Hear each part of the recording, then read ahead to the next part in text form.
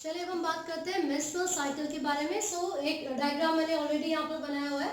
तो बेसिकली जब मैंने आपको ये बताया था कि फॉलिकल डेवलपमेंट जब ओवरी में स्टार्ट होती है तो वो शुरू कब हो जाती है, एम्ब्रियोनिक स्टेज पे हो जाती है ना।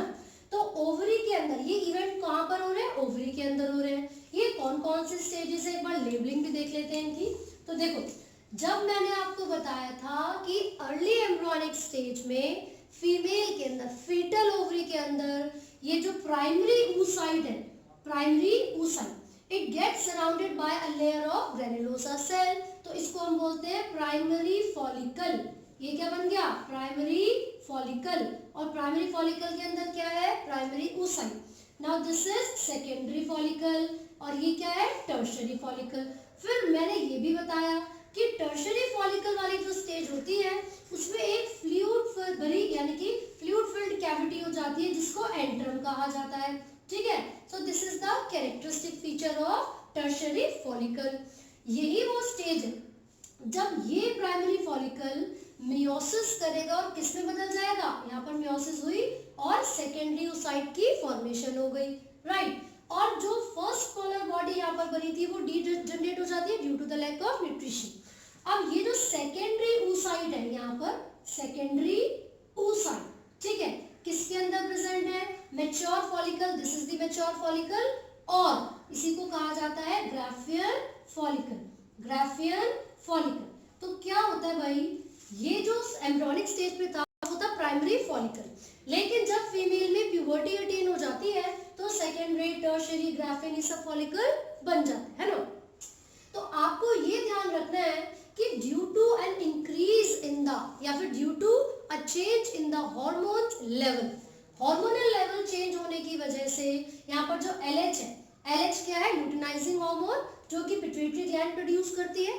तो ये जो LH है, जैसे ही इसका कंसंट्रेशन ज्यादा होता है ना, 14th डे ऑफ मेंस्ट्रुएशन, इसका कंसंट्रेशन जब ज्यादा होगा उसको बोलते हैं LH सर्ज। और जब LH सर्ज होता है तो ये ग्राफियन फॉलिकल रप्चर करता है and it leads to the release of secondary oocyte। तो जिस समय ग्राफियन फॉलिकल का रप्चर होगा उस समय यहाँ पर किसका रिलीज हो जाता है, सेकेंडरी oocyte का, जिसको हम एग बोलते थे जनरली। तो देखिए यहाँ पर release of ovum from the ovary is called ovulation. तो अगर 14th डे की बात की जाती है, so this is marked by the ovulation, यानी कि release of egg from the ovary. तो बेसिकली सेकेंडरी oocyte था जो ग्राफियन फॉलिकल के रप्चर होने पर रिलीज हो गया। ग्राफियन फॉलिकल रप्चर क्यों हुआ, क्योंकि LH और FSH का कंसंट्रेशन जब हाई होता है it leads to the developmental changes in ovary. As a result, Graafian follicle ruptures and the secondary oocyte is released out. तो 14th डे पर ओव्यूलेशन हो गया, ये डेज मैं भी समझाऊंगी।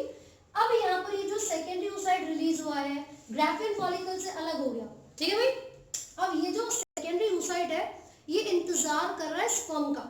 अगर स्पर्म आ जाता है विद इन 24 आवर्स, क्यों, क्योंकि स्पर्म की जो वायबिलिटी होती है, फर्टिलाइजिंग कैपेसिटी होती है, वो 24 घंटे तक ही होती है ना। तो ये जो एग है ये वेट करेगा कि जल्दी से स्पर्म आ जाए और फर्टिलाइजेशन हो जाए, है ना।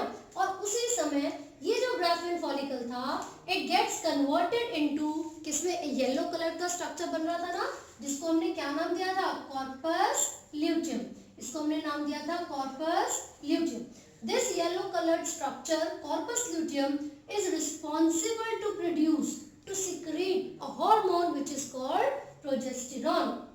कौन सा हार्मोन प्रोड्यूस हो रहा था, प्रोजेस्टेरॉन। ये जो प्रोजेस्टेरॉन हार्मोन है इसकी जरूरत क्या है, this hormone is responsible to maintain the innermost layer of uterus, यानी कि एंडोमेट्रियम लेयर को ड्यूरिंग प्रेगनेंसी मेंटेन करने के लिए प्रोजेस्टेरॉन हार्मोन की जरूरत होती है, सही भाई। तो ग्राफियन फॉलिकल को, ये जो ग्राफियन फॉलिकल था इसको नहीं पता चला अभी तक कि भैया 24 घंटे हो गए स्पर्म आया नहीं है, लेकिन जैसे ही इसे पता चला, है ना, तो ये जब कॉर्पस ल्यूटियम में बदल गया था तब तो उसने प्रोजेस्टेरॉन को रिलीज किया, बट कुछ ही दिनों में, कुछ ही समय के बाद ये जो कॉर्पस ल्यूटियम है इट विल बी रिग्रेसिंग, ये क्या हो जाता है, डीजनरेट होना स्टार्ट हो जाता है, कॉर्पस एल्बिसेंस में कन्वर्ट हो जाता है, और एज अ रिजल्ट ये जो प्रोजेस्टेरॉन हार्मोन है इसका लेवल भी डिक्रीज हो जाता है, इसका लेवल भी डिक्रीज हो जाता है। और सिंपल सी बात है, क्योंकि प्रोजेस्टेरॉन रिस्पॉन्सिबल था एंडोमेट्रियम को इंटैक्ट रखने के लिए, ये जो सॉफ्ट स्पॉन्जी लेयर है जो ब्लड वेसल से बनी है उसको अपनी पोजीशन पर मेंटेन रखने के लिए ये प्रोजेस्टेरॉन जरूरी था। लेकिन जब कॉर्पस ल्यूटियम डीजनरेट कर जाएगा तो प्रोजेस्टेरॉन का लेवल भी डिक्रीज करेगा, एंडोमेट्रियम का कोई ध्यान नहीं रख पाएगा, फिर क्या होगा, ये जो एंडोमेट्रियम है वो रप्चर करेगी, जो ब्लड वेसल्स है वो ब्रेक कर जाएंगी, वेजाइना से होता हुआ फीमेल की बॉडी के बाहर ब्लड रिलीज होगा and along with this blood ये जो एग था, क्योंकि 24 घंटे के बाद तो ये भी डीजनरेट हो जाएगा, ये जो डेड एग है वो भी ब्लड के साथ साथ फीमेल की बॉडी से, यहाँ पर फीमेल की बॉडी से रिलीज हो जाता है थ्रू दी वेजाइना। तो ये जो पूरा साइकिल मैंने आपको बताया है, क्योंकि ये रिपीट करता है हर 28 डेज में, इसीलिए इसको कहा जाता है मेंस्ट्रुअल साइकिल।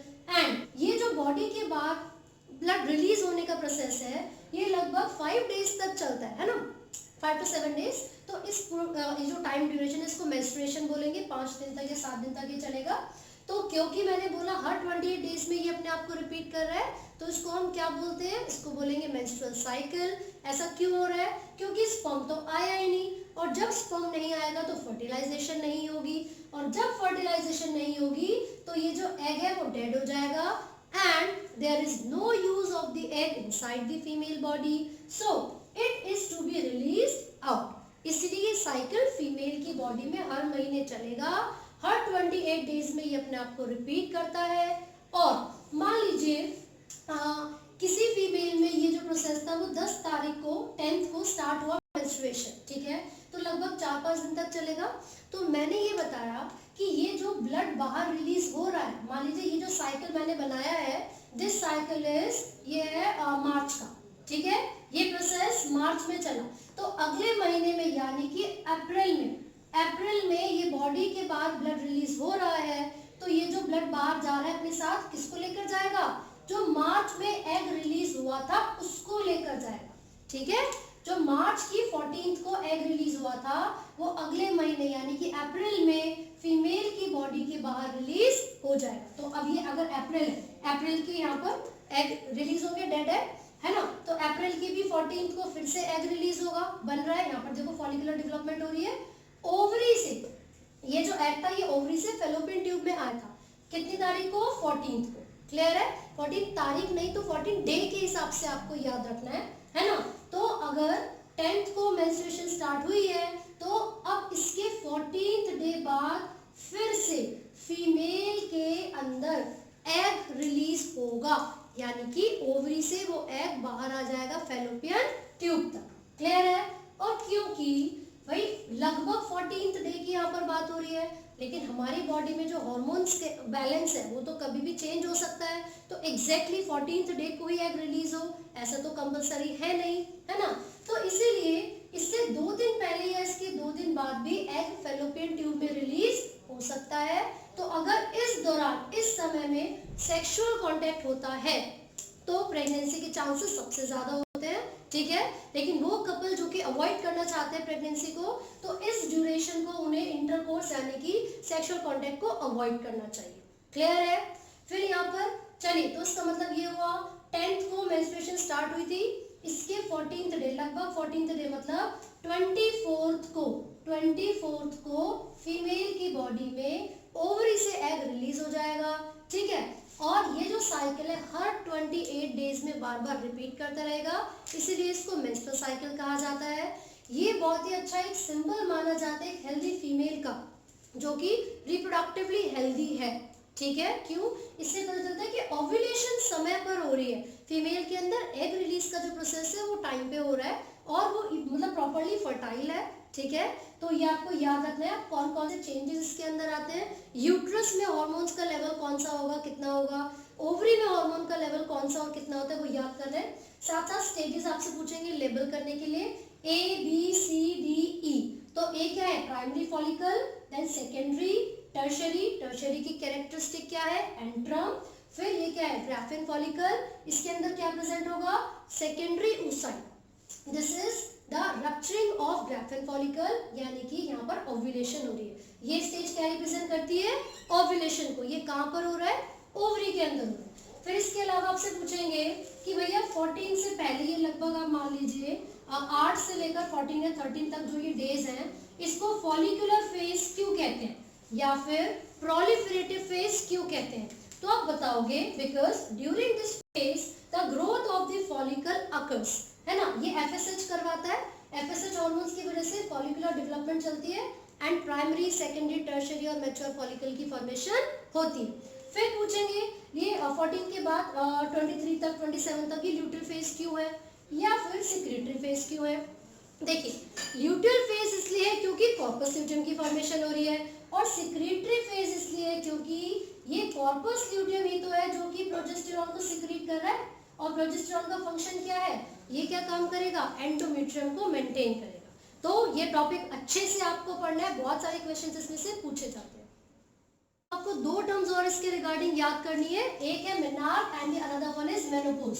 तो जो मेनार्क और मेनोपॉज इसका मतलब क्या है?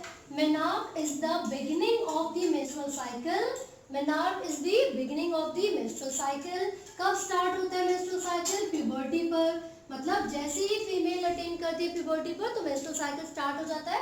And another is menopause, menopause का मतलब होता है when the menstrual cycle ceases, जब ये रुक जाता है। So it is approximately the 50 years of age, जो 50 साल की 48 से 50 इयर्स की जो एज हो जाती है फीमेल में, है ना, वहां तक आते आते ये जो मेंस्ट्रुअल साइकिल का प्रोसेस है वो सीज कर जाता है, वो रुक जाता है। अब ऐसा क्यों होता है? देखिए क्योंकि limited number of egg present होते हैं फीमेल की बॉडी में, which are approximately 350 to 400 in number. तो अगर देखा जाए तो प्यूबर्टी से लेकर मतलब 10 या 12 साल की उम्र से लेकर 50 साल की उम्र तक की हम बात करेंगे तो फीमेल की बॉडी में जितने भी नंबर ऑफ एग्स प्रेजेंट थे वो till the time of 50 years खत्म हो जाते हैं। इसीलिए ये जो मेंस्ट्रुअल साइकिल का प्रोसेस है वो भी सीज कर जाएगा, राइट। अगर आपको किसी भी टॉपिक में कोई भी डाउट है, किसी भी तरीके की कोई प्रॉब्लम आ रही है तो आप कमेंट कर सकते हैं और पूछ सकते हैं। And do not forget to like, share and subscribe. Thank you.